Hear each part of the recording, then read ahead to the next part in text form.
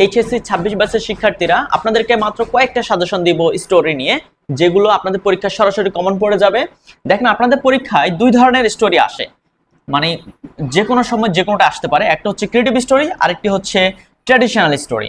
এই বছর যে পরীক্ষাগুলো হয়েছে, টেস্ট পরীক্ষা, তার মধ্যে টপ কলেজগুলোতে এই কোশ্চেনগুলো সবচেয়ে বেশি আসছে। The honesty of school girl, perseverance is the key to success, a dreadful call at midnight from an unknown number. এই তিনটা কোশ্চেন সবচেয়ে গুরুত্বপূর্ণ। এই তিনটা যারা শিখেন নাই অবশ্যই শিখে রাখবেন। এই তিনটা ক্রিয়েটিভ স্টোরি থেকে আসার সবচেয়ে সম্ভাবনা বেশি আছে। পরে দুইটাও গুরুত্বপূর্ণ। এই কোশ্চেনটা হচ্ছে বোর্ড পরীক্ষা সবচেয়ে বেশি আসছে। পারুলস ইনডমিটেবল ডিজায়ার, মানে পারুলের কি অদম্য ইচ্ছা। তো এই কোশ্চেনটা হচ্ছে বোর্ড পরীক্ষা আবার বেশি আসছে। সো এটি টেস্ট পরীক্ষায় কম আসে নাই, কিন্তু উপরে তিনটা হচ্ছে সবচেয়ে পরীক্ষায় এই বছর বেশি আসছে।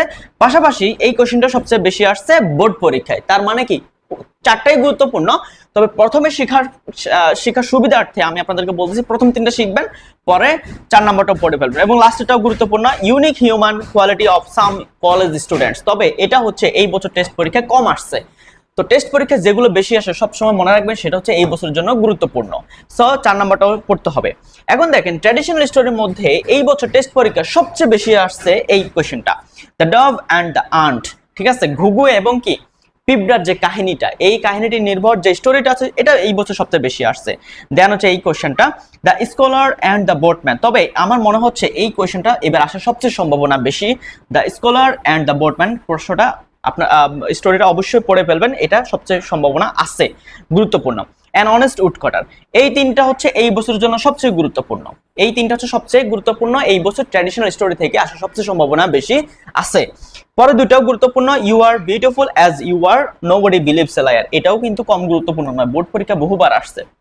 সো এই বছরের জন্য আপনি যদি বলেন স্যার আমি প্রথমে কোনগুলা শিখবো, যদি আপনি না পড়ে থাকেন আর কি, তাহলে আমি বলবো আপনাকে প্রথমে এই তিনটা পড়েন, দ্বিতীয়ত হচ্ছে এই তিনটা পড়েন, মানে ক্রিয়েটিভ স্টোরি থেকে এই প্রথম তিনটা, ট্র্যাডিশনাল স্টোরি থেকে প্রথম তিনটা, বাকিগুলো পড়তে হবে। এখন আসেন, পরীক্ষাতে শুধু এই 10টা থেকে আসবে বিষয়টা কিন্তু এমন না। আমি আপনাদেরকে বোর্ড কোয়েশ্চেন অ্যানালাইসিস করে, টেস্ট পেপার অ্যানালাইসিস করে এই সাজেশনটা দিচ্ছি। এখন এর বাইরে যে আসবে না, এটার তো কোনো ঠিক নাই। ঠিক আছে, আমি তো আর প্রশ্ন বানাই নাই, কিন্তু আমার মনে হচ্ছে আমি যতবার সাজেশন দিয়েছি ইনশাল্লাহ কমন পড়ে, এইবারও হচ্ছে ইনশাল্লাহ এইখান থেকে আসার সবচেয়ে সম্ভাবনা রয়েছে। আপনারা যারা শিখছেন এগুলো, যারা আসলে পড়াশোনা করছে এত বছর, ঠিক আছে, গত 2 বছর তারা পড়াশোনা করছে, তারা তো ভালো করবে স্বাভাবিক। এখন যারা করে নাই তাদের জন্য হচ্ছে এই সাজেশনটা। অবশ্যই প্রথম তিনটা এবং এখান থেকে এই তিনটা শিখে ফেলবেন, ইনশাল্লাহ কমন পেয়ে যাবেন আশা করি। আর হচ্ছে যারা কোন টপিকের সমস্যা, আপনার কোন টপিকে সমস্যা রয়েছে, যেমন অনেকে ক্রিয়েটিভ স্টোরি লিখতে পারে না, এখন আপনার যদি সমস্যা থাকে আপনি কমেন্ট সেকশনে জানান।